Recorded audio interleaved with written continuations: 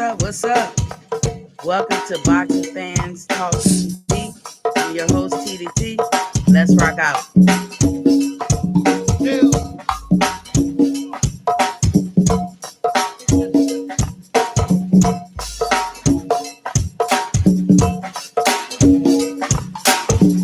the people at? Where the people at? I know it's Friday. Let's get up in here. Welcome a little bit, Jay. You all here, I need you to be real clipper here. Don't forget to It's all like good. and Welcome everybody to the Babylon up in here tonight, y'all. Up in the building. Taking our time. Good to see my man Steve up in the building and him, this and that. We gonna make that happen if you can make it happen, dear. All right? Yeah. Also going out to Miss Tanya coming to party with us, celebrating her birthdays up in here tonight now. It's Friday, y'all. We're gonna take our time and party with it like we always do up in here. TP Productions is the building and this is the place here. Friday night, y'all. It ain't nothing much love. Keep it there, Blue. Ready to get Jay? Put him in there, Jay. It's in the pocket, y'all. Yes. It's in the pocket. Also gonna say what's going up to Miss Dion. Also can't forget about Miss Riri and friends coming to party. My man Rick up in here. Good to see you, Shay. And also can't forget about my man Don and friends up there, all the Fairfax Stars. You know we go party Fairfax also, my glass amount of stars. And if you're from in here, all my old Anacostia alumni, y'all. Always gonna do it for hometown Southeast, yes I am. Yes, Lord. That smoke getting to me a little bit, but it's gonna be all right. Come on, son. Hey!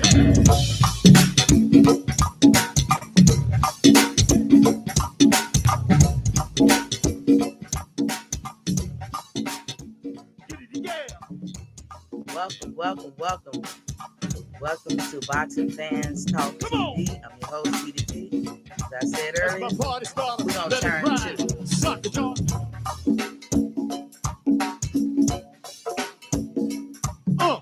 I know the music is in the pocket.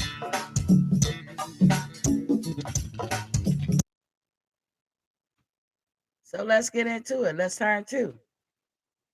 Okay. So there is talks of putting Isaac Cruz and Tank Davis in the ring together. And I enjoy that. By the way, if y'all hear any background noise, I got people in the front cutting grass. There's a party at the pool behind my house. So I apologize for that. But we're going to work through it. But as I said, there's talks of putting Tank Davis and Isaac Cruz in the ring together. So if anybody know me, I've been hollering about this guy, Isaac Cruz. He fights in the lightweight division, 135 pounds. He's an awesome fighter. He's a force to be reckoned with.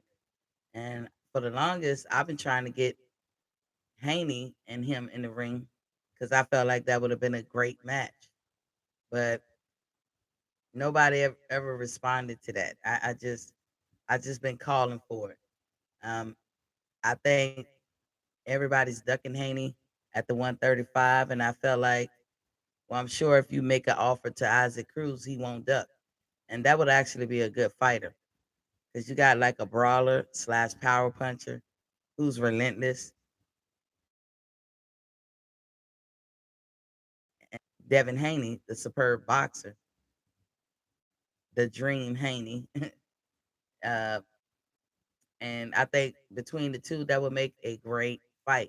Since nobody else wanted to fight Devin Haney, I was like, go for the people that's ranked like in your top 10, but the top tier ones don't want to fight you, Devin. So, go for the Cruz of the world, So, anywho, they're supposed to be in the talks of putting Tank and Cruz together. Now, both have power. Tank, I would say now he's evolving to a strategist. I see him strategizing when he's in the ring. Um, Drew Titan up in the building was popping king. I see Hank strategizing more when he's in the ring. Um, Cruz, he's just relentless. And in that way, he reminds me of Errol Spence. It doesn't matter what you do to Cruz. I've seen some people try to step up and fight him. It doesn't matter, but he's going to get his due. I hope he's has the mindset of a Virgil Ortiz, like he just want to fight the best, and he's not going to let all the minutia get in the way of making fights because they can't be that complicated. But he wants to fight Tank, and I think that's a better fight for Tank than to be bebopping all around these different weight classes. And the reason being is because if Tank goes into the 147 division, the welterweight, um, I think it'll hurt his career. I think it will hurt Keith Thurman's career because one, you're not really a welterweight. Two, if you're gonna fight Keith, who else are you gonna fight in the welterweight? I'm talking about Tank Davis. Once Tank Davis went into the junior welterweight division, we can ask that question: who else in the junior welterweight division are you willing to fight? And if all you want to do is pick and choose, cherry pick, not saying you doing it, Tank, but maybe the people you're under are doing it. If that's what they want to do, is cherry pick opponents and think that that's going to mean something. I don't think so. I think it hurts you in the long run. I think boxers got to remember why they got into the sport, and that's to be the best, to be a champion, and you need to finish what you start. So right now, Tank Davis holds a belt at the 130 division, the 135 division, and the 140 division. And he's probably the only one I would say this about. Tank Davis has the ability or the capability of actually becoming undisputed at 130 and 135. Wouldn't that be nice? I've never heard of it being done, but he can do that. He can do that, you know, um, especially if he not bouncing around and all that. Just finish what you start. We got to get on the sanctioning bodies. It's like now the sanctioning bodies, the promoters, the managers, their jobs are overlapping because they too much in one lane that they should be just like, for instance, why would a sanction body be in the business of deciding who gets what split in a fight? Why do they change the rules to suit others? And so it's too many of them. It's too many chiefs and not enough Indians. And you guys are hurting the fighters' careers. I think Tank, if he done with the 130 division, drop the belt. If he don't think he can ever go back down there, drop the belt, move on. But if you're holding that belt, why not clean it out? Why not become undisputed? Because you definitely, of all the people in that division, Tank Davis can become undisputed at the 130 division. He can also do that at the 135 division. And I for one would love to see it. He possibly could do it at the 140. But if he think Keith Thurman is washed up and he go into 147 and fight him and lose the fight, what does that do to his career? Taking unnecessary chances. Because when you go into 147, which I know Floyd and them will never put you in the ring with Boo Simmons. He'll never put you in the ring with Virgil Ortiz. He'll never put you in the ring with Spence or Crawford. So why go into the 147 if you're not gonna fight their best? That's not a good look. But this Tank and Cruz fight is definitely a good look. Cruz is ready for whatever. He's hungry. I've been talking about this guy for months now. He's ready. I even, like I said, I wanted him to fight Devin Haney. Devin Haney can't get nobody to fight him at 135. But I guarantee you, if they offered it to Cruz, he'll take it. And Cruz is an entertaining fighter. No matter what type of fight you like, if you like a a person that brawl or scrap or just has punching power, maybe you want a boxer, you're gonna get a good fight out of Cruz. Because a lot of people that I've seen him in with, they were more superior than he in boxing, but he won. He won because he's relentless. He gonna make you fight. He not wild like a Sean Porter, but he's gonna make you fight, and that's what we want, right? That's what we want. So I'm all for that. But Cruz, in his interview, he tried not to say too much, and I can respect that because you don't want to talk yourself out of an opportunity. But once he said that, I was like, wow. But here's another fun fact about Cruz. If Camboso decide not to go with that through with that fight, and I think today is the last day that they got to have that deal done. Some is a deadline today. Some about Friday, or it's coming up. They gotta come up with a deal, or it's gonna go to the next highest bidder. If Camboso drop out of the fight, guess who Teofimo has to face? Isaac Cruz, and that's gonna be a superb fight. So shout outs to Isaac Cruz for putting himself in a position and for being a real warrior, a real boxer. Shout outs to him because he give the fans what we want. He coming there, he ain't playing, he not joking, he get the job done. Reggie Bell in the building. What's up, King? So I would love to see this Tank and Cruz fight. I I will pay. Let me tell you this. I will pay $100 for that pay-per-view. Because we know Tank gonna be pay-per-view. I will pay $100 to see them two fight. No bullshit. Because I know it's gonna be a good one. It's gonna be a barn burner. So um, like I said, he alluded to they're in the talks, but he didn't want to talk himself out of it. Don't want to speak too soon, putting the cart before the horse. So he trying to play a little politics, boxing politics, and he shouldn't have to. If they want to fight the best, then let's get it on. That's exactly how it should be. Uh, his nickname is Pitbull, by the way. That's what the people call him. And like I said, you guys, I would suggest you go back and watch some of his old fights and everything, so you can see how good this dude is. But before I talk about the other fights that are coming up, I did want to make mention again about the Floyd Mayweather and Pacquiao fight. Like they are really uh big boy or big dog. Salute. What's popping, King? Welcome back. I haven't seen you in a couple of days. What's popping? Only thing I'm gonna say about this with the Floyd and Pacquiao, um, Freddie Roach and I guess others want Pacquiao to like a redemption with Floyd, but Floyd has said he's retired. This is all old news. But Jeff Mayweather spoke on it recently, and he said Floyd is not interested. I don't know how many people got to say it, but Floyd is not interested. He could keep fighting the fights that he fight, like these exhibitions, and making a killing. He made 60 million approximately for the Logan Paul fight, and why not do it that way? I mean, we Floyd is not a fighter anymore. He's retired.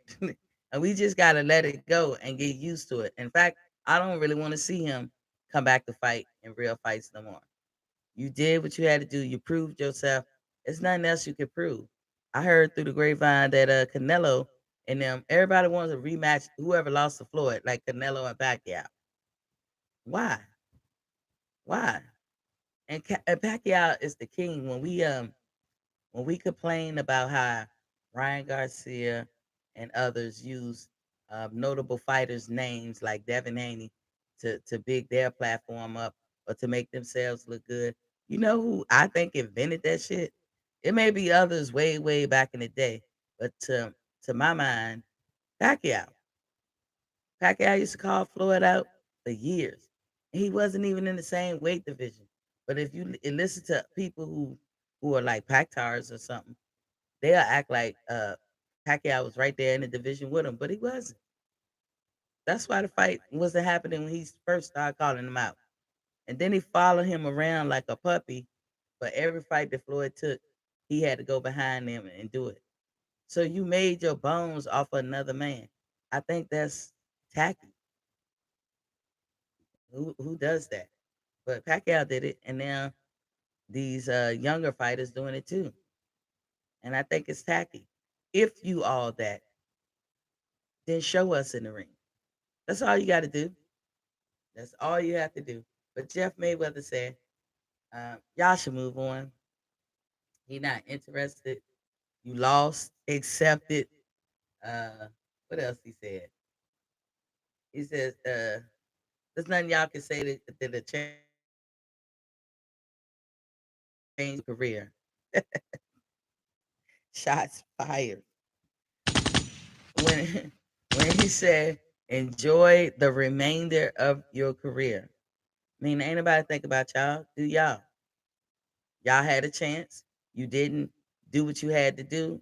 Get over it. Stop crying about it. Stop complaining. Stop mailing letters to everybody. Stop begging. Stop telling everybody and Santa Claus that that's what you want because you're not going to get it. And it's just crazy. Every time I see an article about it, I be like, what? I mean, how many different ways you can say no? It's not going to happen. You lost Canelo and and somebody tried to cheat for you, but you lost. And Pacquiao, you lost. Sorry, Floyd was the better man. Y'all gotta accept that and live with it. Another fun fact, and it's been reported that the Zone is leaving the American market. I say good riddance. The Zone never really have no fights. Every time I go on there, every blue moon, I'll get a nugget. I'll get a nugget, and I'll be like, wow, this one was a good fight, but it's all unknowns. So they going back to Europe where they can put on all the unknowns that they want and make their money over there. But in America, they didn't make a splash. And there's a lot of things gonna be shaken up because of that, because it's gonna leave a void. And Al Heyman, y'all watch in the coming years will start to sort of downsize all the pay per view payouts because he's paying people right. That's why everybody mentions him and say, "I like to thank Al Heyman because he did solid by these fighters, but he been paying way too much out, like too much going out, not enough coming back in. So they're gonna have to reevaluate some things and shake it up and change it. But y'all be prepared to see that in the coming years. So back to these up and coming fighters. Let's turn to so we got to see Brandon Figueroa fight before. I hope everybody's familiar with him. He's the younger brother of, I think his older brother named Oscar Figueroa. What his name? I can't even remember now. He used to be the shit. But now his brother, I guess, is picking up the mantle. So Brandon has the WBC fight, WBC belt, and his challenger is going to be a WBO champion by the name of Stephen Cool Boy Steph Fulton Jr. And they're gonna be in the title unification on September 18th. I don't really know what card that is. I know it's a lot of fights in September. I know the Zone has some, Top Rank has some. It's just like every week there's a fight. But I like watching Brandon. Him and his brother are awkward. They look like they got like swimmers bodies, but they actually got the best body that a physique, I should say, that a boxer should have. It's to their advantage the way they shape and how they develop physically. They are awesome fighters. Every fight is interesting. They come to fight. They leave it in the ring. But as we see with his older brother, that style is not practical. It's not practical for longevity. But when you young, you can do a lot of things that don't make sense. I think fighters when they're young, they it's more so of their athletic abilities is why they be great or whatever. Like Virgil Ortiz, right now he's great because he's young, but there's no special effects to him. There's no special effects. Not down to him. He's a great person. Love his mindset. Wish all fighters thought like he did, like he do. But I cannot put him on a pedestal. I don't see what he do that's spectacular or great. And what if he get into the ring with somebody who can punch just as hard and is just as relentless? Because that's his claim to fame. He hits hard and he's relentless.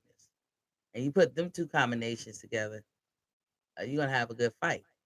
Versus somebody who just hit hard and wait for their power punch.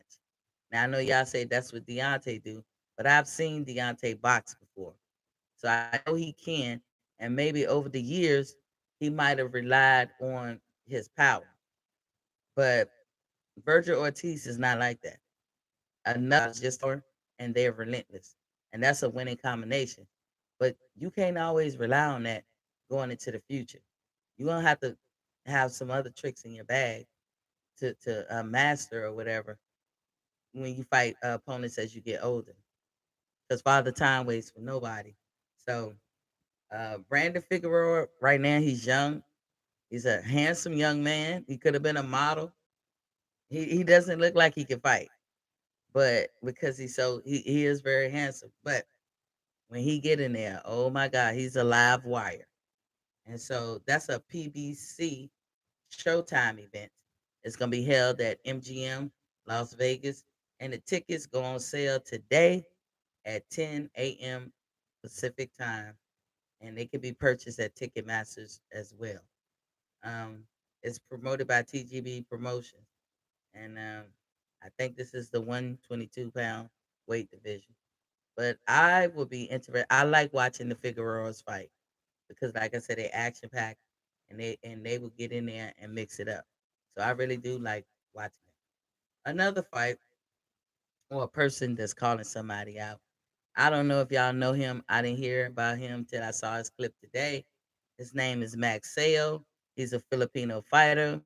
He trains or emulates or try to emulate Pacquiao. Everybody out the Philippines now, that's a reputation that they want to have. That all our fighters are tough. All our fighters fight like Pacquiao.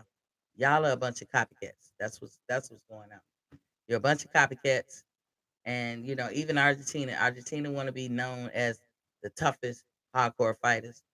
It's a lot more fighters. They have fighters who have different talents and this, that, and the other, but they don't ever give those fighters a chance. All you see is their hard hitting brawler type fighters that come out of Argentina, and they want you to believe the whole country like that. And see, I don't buy into that shit. It's just a lot of propaganda or whatever. But Mag Sale, what I found interesting about him is that he called out Gary Russell Jr. Now Gary is known to do a clip or two on YouTube, calling motherfuckers punks and bitches and this, that, and the other. I'm a Gary fan. I'm a fan of all his brothers. But Gary, I need you to get in the ring. Just because I'm a fan of yours or you're one of my favorite fighters, that doesn't negate that I don't want to see you in the ring. I want you to take a chance. Live on the edge. This is what you chose. That's what boxing is. So he called out Gary Russell Jr. Now I've never heard of the guy, so I'm sure if he's not notable, I don't want to call fighters nobodies. I try not to anyway. Sometimes it'll slip out. But if he's not a notable fighter, then I think Gary has to decide, let us know. Like he calling you out, Gary, in your division. So you gotta have an answer for it. You know, he might not fit the what you need to make a good fight, but he's asking. Whereas most people are not. They come up to your weight division, fight in there for a while, and they skedaddle, never having to face you. But this guy is in your division and he said he wants the smoke. So give him the smoke. Give him what he asked for. That's what I see. It doesn't matter to me that he's notable or not. He's probably one of the only ones that is willing to call out Mr. Gary Russell Jr. Let me put some respect on that. So there you have it. Now, Gary, you finally got a shot. I mean, just take the fight, build the momentum, and maybe people will see like, oh, he not. I'm not as scared as I was, because this guy's young. I mean, like I said, he's new to the boxing world, but he's calling you out. But the one thing I would give Gary Russell Jr. advice or suggest, anybody that work with Pacquiao and them, you make them do a drug test. I don't care who they are. I'm damn near about to say anybody out of the Philippines. And I don't have nothing against Filipino fighters, because one of my favorites too is Nonito Donaire. But he's American. He has American values. He's all about the clean part of the sport. You have to be clean to fight him. And I will feel the same way. If you're going to beat me fair and square. But Casamero, you know how I feel about Manny. And maybe this guy, Maxeo, maybe he's the same. Maybe they're cheaters. I don't know. I don't know what y'all think. But I think Gary should take the fight. Because it's been a long time since somebody called him out. Rather than just sit on the side and only fight your mandatory. I need you to become more active, Gary. Because I don't want you to age out the never, fought many opponents. It doesn't at this point, you might club. Just fight all bums. We taking all bums and just fight all bums and get your record up, as far as how many people you fought. Because the quality of fighters, they're gonna avoid you, especially if they're trying to go for a champion or unification or whatever. They don't want to see you, and that shit don't make sense. It don't make sense to you, Mr. Gary Russell. It don't make sense to you out. Please answer that call. I still wanted you to fight Devin Haney, and I'm kind of disappointed that that didn't happen. But I don't know everything about that, so I'm gonna stay out. I just know what was reported, and I know what I seen on YouTube. But that's like a dead horse right there. But do reach out, Gary, and say something about that. So Fabian, I'm gonna move on. Fabian Maidana. Now I found it interesting that he also suffered the same injury that Earl Spence had. I mean, and he got it from sparring as well. Um, so he backed out the Ugas fight. That's what helped Ugas be elevated up to the Pacquiao fight. But I don't know what's going on. I don't know if people are straining or doing too much training. Boxers got to realize the eyeballs, they always have pressure. There's always pressure in the eyeballs. So sometimes if you lifting too much or pushing yourself too much, that pressure, things can happen. Um, it's gonna push through it. But just for the future fighters, be careful with that, because that can happen to anybody. It can happen to us fans, and we're not even in boxing. The way the doctor explained it, it can happen to anybody. It can be something that come with age. It could be anything. So y'all have to be careful about that. So I hope y'all are wearing headgear when you're in there sparring and everything. And sparring is not supposed to be like the actual fight. But I noticed because people leak videos of their sparring, the videos of the sparring, and now the world judge you on it. It shouldn't be. It shouldn't be like that. So y'all, just meet in the ring and let us see that. We don't gotta see all the sparring and stuff. It, so it also has been suggested that they lower the fight price for the pay per view. I don't know about the gate. That might not change, but they definitely should lower the price of the pay per view. Because right now it's at $75, and I've been saying for a week, and I'll say again today. Right now, I'm not buying that fight. Now tomorrow, I may feel different.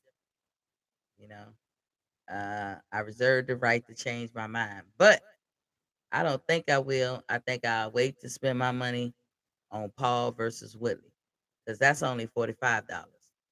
But if they drop the fight to like $50, I think I'm gonna jump on that and go ahead and pick it, because it's a fight after all. I mean, You got Robert the Ghost Guerrero against Victor Ortiz. You know they're gonna be scrapping. And you got that guy I was talking about previous, Maxeo. He's opening the fight, and I think it's one more fighter. But it's an okay card. It ain't $75 card. It's an okay card. So you know, if they do that, I think a lot of people will buy it. I think a lot of people are opting out again. I only was getting it because of Earl Spence, um, and since Earl Spence is not there, I'm not gonna buy it. And then WBA president Gilberto Mendoza told ESPN that he'll order a 130 fight title fight between interim champ Chris Colbert, or should I say Chris Coon Colbert. He wants to be called Colbert CC. We know him as CC. And the regular champion Roger Gutierrez. If y'all remember the fight that happened last week, was it last week? Between Renee and Roger Gutierrez. That's the guy we're talking about. So Mendoza is saying that he's gonna order them to fight. And Gutierrez has the championship, and CC is the number one contender. So that would be interesting. I think Gutierrez can hurt CC, so I would love to see that. I hope it happens. Um, I don't know what card they would be on, but I hope it happens because I think this gonna be a hard fight for CC. Now, if CC beat him, he beat him. But CC was cooning a couple of months ago, so he had to get that work too. And so I'm ready to see somebody beat him. You know, and WBA don't have a good reputation right now. They be shitting on some of the fighters, especially if you black. So while CC running around here talking about or acting like he ain't black, he think he Mexican or something. People just delusional these days. We gonna see how black your ass is when you have to fight Gutierrez, who is from Venezuela as well. And I think he knows Mendoza. When you have to fight Gutierrez, who is from Venezuela as well. And I think he knows Mendoza too. So we're gonna see how black you are if you have to face them because Gutierrez is just he just needs you to build his resume. That's all. He just needs to show that he fought everybody and he ain't scared of nobody. That's it. And you're a good fighter, so what better way to make him look good than to beat your ass? And if you don't knock his ass out, you lost. And then you're gonna be like, wow, I'm black after all. Because we know how the WBA get down. They might as well call that belt the Venezuela belt. So uh, we can look forward to that because he has ordered it. And they say this is an effort to cut down on the belts. And I said this in the previous video that the WBA is trying to get rid of a lot of their belts. They have some 48 belts in 17 weight classes. So they're trying to get rid of some of these belts to make it simple. But I say the easiest way is to just have a regular belt, regular WBA, regular WBO, regular WBC, all this super champion belt, let all that shit go. And this interim belt, give them a medallion, like the gold medal thing, like you hang over your head. You only need one type of belt. That's it. That will please the fans. That will make stuff less complicated and less confusing. Find another way to make your money off people having belts other than trying to have a lot of belts and make a lot of people pay you. But this is in an effort to cut down on the belts as he promised he would. And we're going to be watching to see if he stayed to his promise. Because he also promised to pretty much probably get rid of most of his judges. He didn't say it like that, but they looking for a new group of judges to come in. They They're gonna test them, and I had always say I advocate that they should make all the judges go through a background check. Just that way they don't have no surprises. You ain't gotta run up on somebody like that Gloria Martinez chick who obviously cheated Michael Fox out of his victory, and then only to see that she's racist. So Michael Fox had no chance when he got in that ring. He wasn't gonna be treated fairly. So the WBA and all the other belts, if y'all don't want no surprises like that, make them get a background check. You don't have to do like a top secret or a top secret SCI.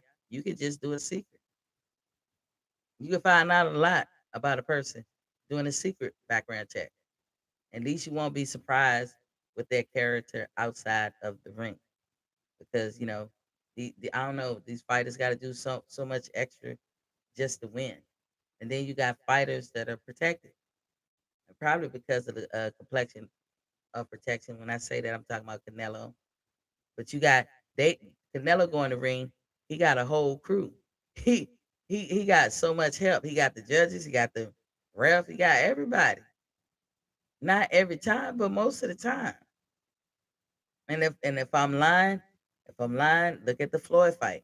Nobody can say Canelo won that fight. Nobody. But that judge had it 114 to 114. And she was Latin descent. So is that cheating? If you can't beat them, Mexican fighters, we gonna have judges on the side that make sure you win regardless. It's something about Mexico on down in South American countries. It's almost like they want to be the face of boxing without winning it honest, without being an honest broker. That's how I see it. They want to be the great. They want to be mentioned like the Ali's, the Joe Lewis, the Smokey Joes, the Joe Foreman, the Sugar Ray Leonard's, the Tommy Hearns, the Roberto Duran. They want to be be regarded in that esteem, but they don't want to put the work in. Ridiculous shit, and it's staining the face of boxing, and we as the fans, we're getting tired of that. And so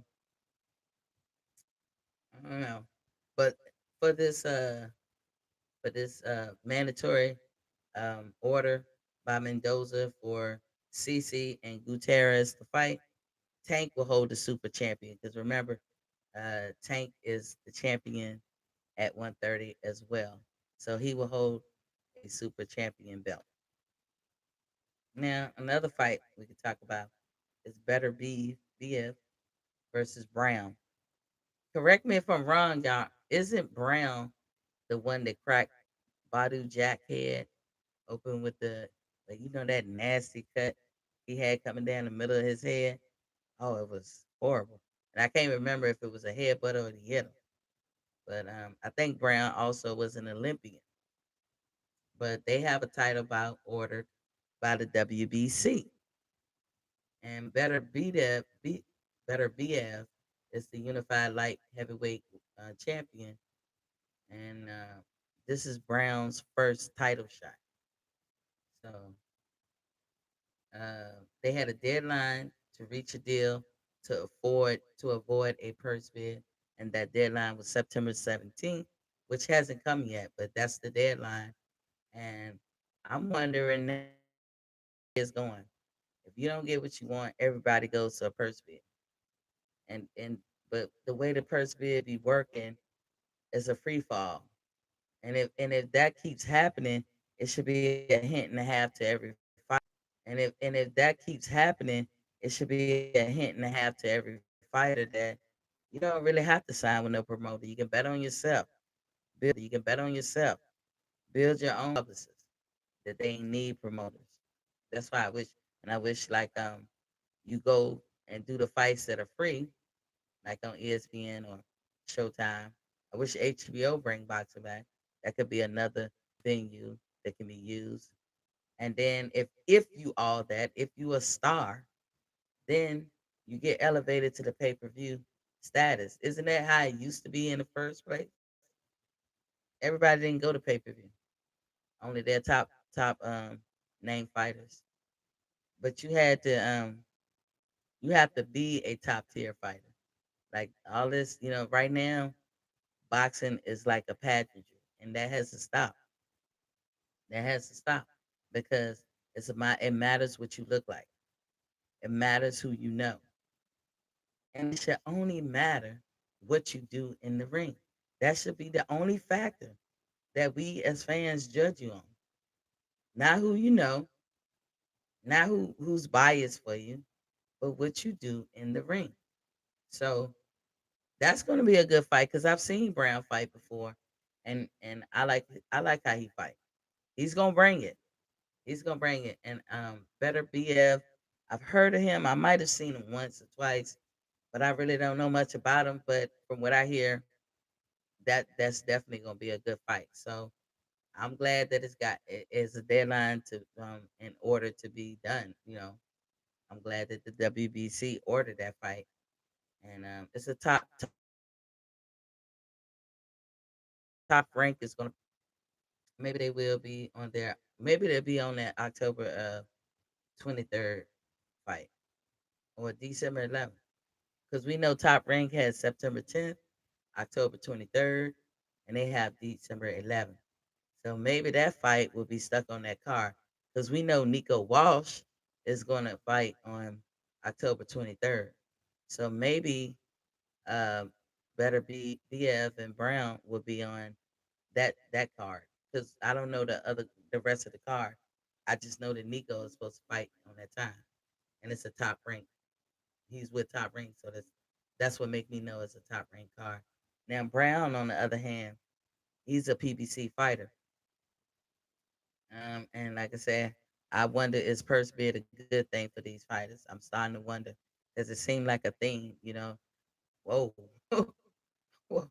I'm sitting. My computer is by my desk, and Georgia had some crazy lightning and thunder, and that was big. So I'm not scared of lightning and thunder, but when it's damn near on the ground and you see it right in front of you, yeah, I don't like that. So I definitely know I'm not gonna be here long.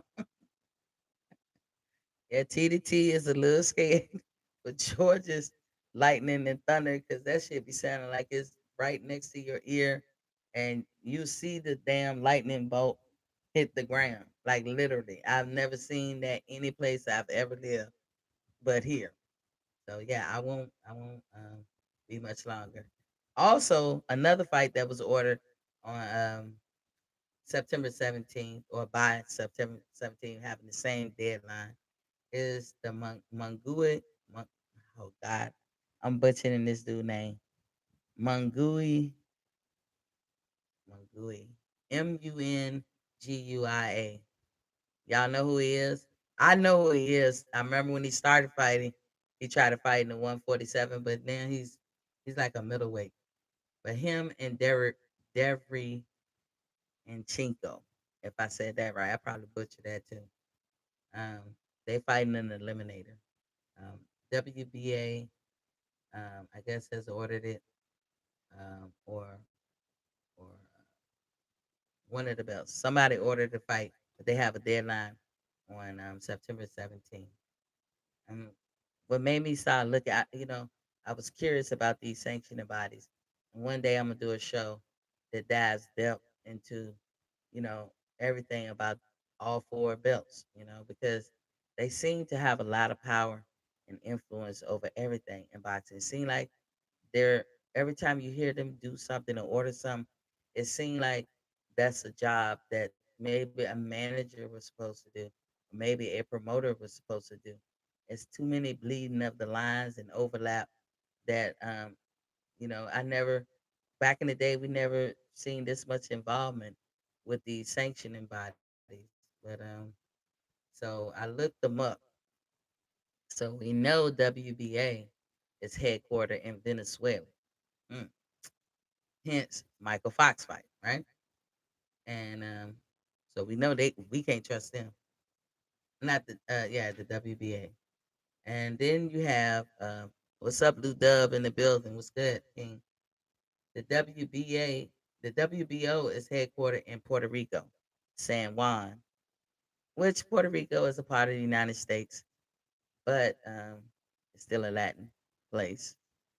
Just say that's not a state, but it's a part. It's a territory. And the WBO, the IBF is headquartered in Springfield, New Jersey. That's the only belt out of the four that's headquartered in the States. None of the belts presidents are American. And when I say I'm going to do a show on this, I want to know questions like, when did the belts originate? Like what year and who started them? And how do you become president of these sanctioning bodies? Is it something that the president bought into, or do he got to get voted in by the panel? And why are they in other countries versus the country that that they fight the most in? Um, but when I seen that the WBA, the WBO, and the WBC is in Mexico City, got to mention that. All of them are ran by Latinos. I remember what I just said. Everything from Mexico on down to South America, it's always some fishy shit going on with those fighters and everything. The IBF out of the four is the only one that come out smelling like roses. And I'm not saying the IBF probably don't have its challenges or haven't had some issues here and there. I don't know. But out of the four, they're the only ones that smell like roses. They're located in Springfield, New Jersey. The guy name is Daryl Peoples. He looks black, but he's from Australia. We don't have an American who are getting cheated for, like, when you got the judges cheating or the refs or anybody, it's always somebody from Mexico on down, or a person like Tyson Fury. Always. He's just one too. And that I think people cheated for him too. So they have like questionable behavior. And when I seen that all the three belts, talk about the WBO, the WBA, and the WBC, are ran by Latino people, and you can see in the last few years their questionable behavior, especially when it comes to black fighters. It makes you say, I was shocked because I just knew one of those belts had to be here. I did not know the IBF to be here. I think the WBA is the first sanctioning body ever. I think that's true. But I'm gonna look into all those belts and see what make them tick, to see what fighters can do to improve their situations when facing these sanctioning bodies and everything. Like for me, I think about what's wrong with a fighter applying for something. If you earned it and ain't nobody listening to you, like Boots Ennis right now, to me, he's earned at least a contender shot. He's earned um, a shot at the number one contender at least, but nobody wants to fight him. So like a Virgil Ortiz Jr. needs to fight Boots Ennis,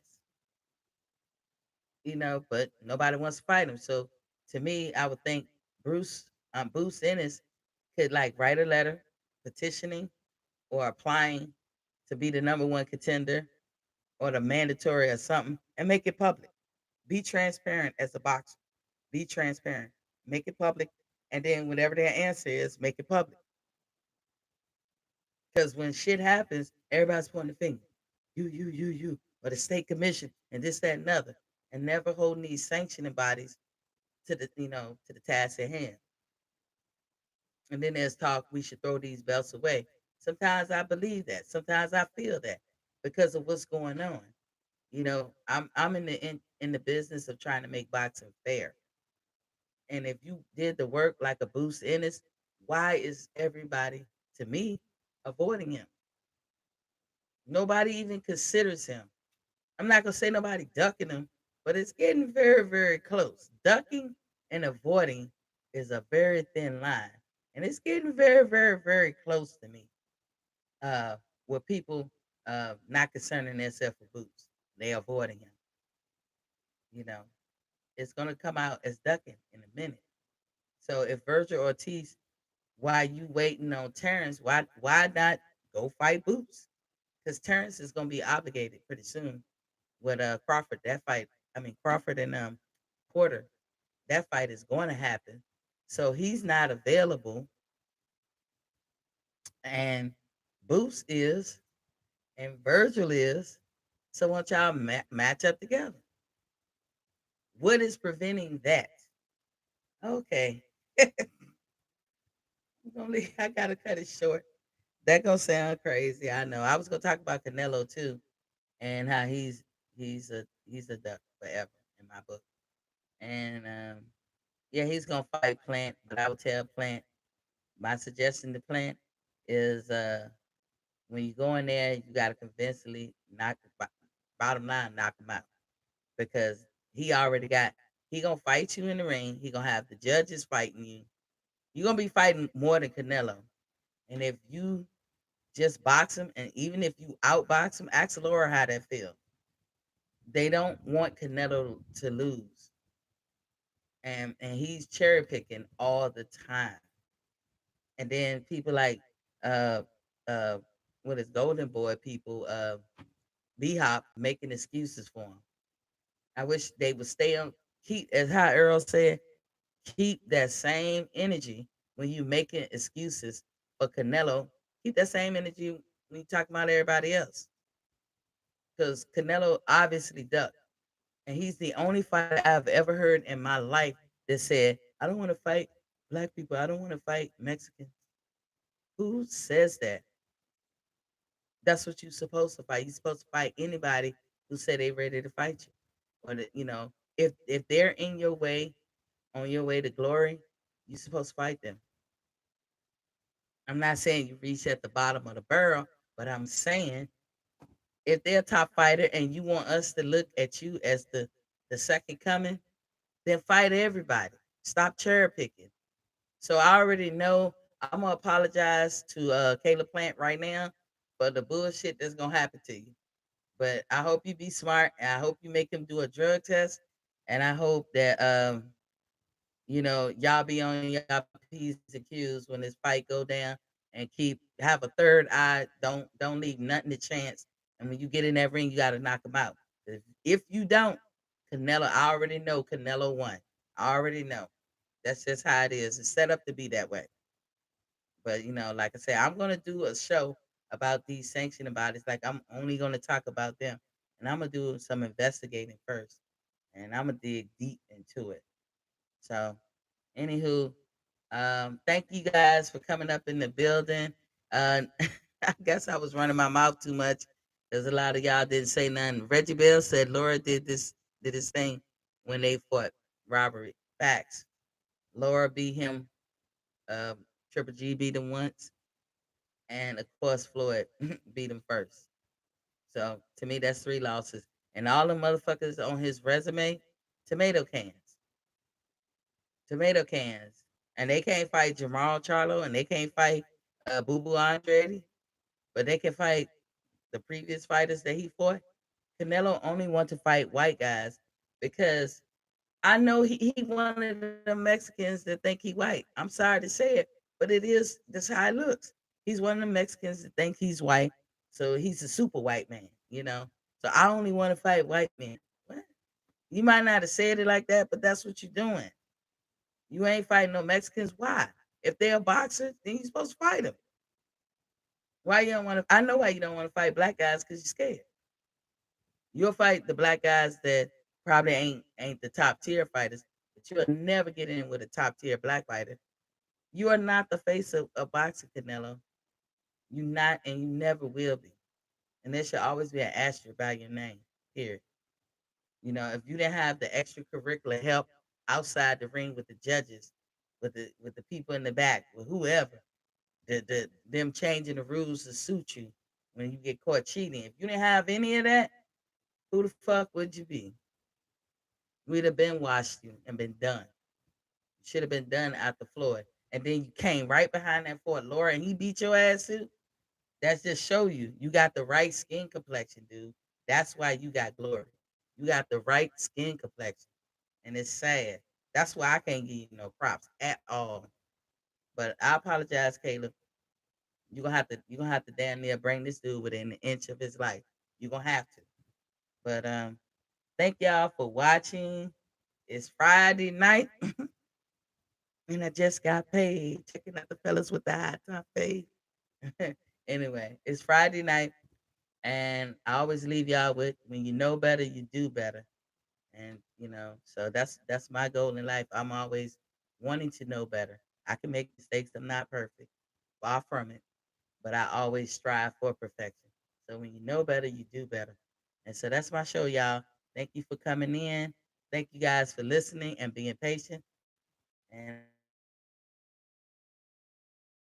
I will see y'all Monday morning. Like I said, I'm not buying the pack fight. So I'm depending on you guys to tell me what the story is. Tell me what happened. Tell me all the ins and outs. Cause I'm not gonna buy it. I'm not.